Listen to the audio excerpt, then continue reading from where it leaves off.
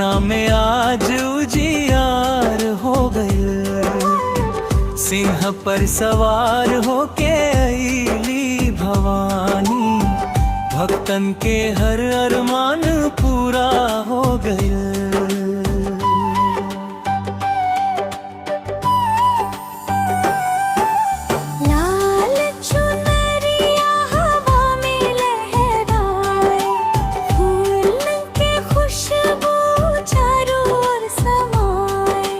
ढोल मंजीरा के मीठ सुर बाजे, जय माता दी के जयकारा गूंजाए।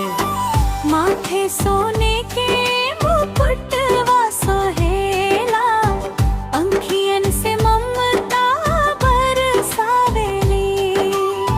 दुखिया के झोली खुशियन से भर के, सबके जीवन मुस्कावेली।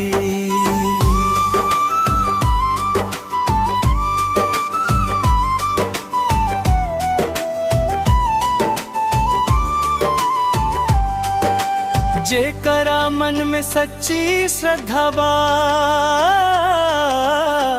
ओकरा पर कृपा बरसावेली।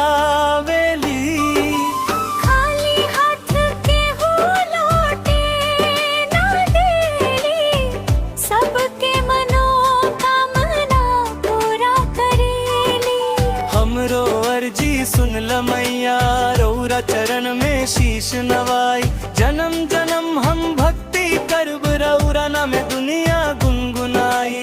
जमा गईनी नया नया चुनरी ओढ़े, अंगना में सुख शांति बरसाई। जय जय बोले सगरी दुनिया, सदा हमनी पर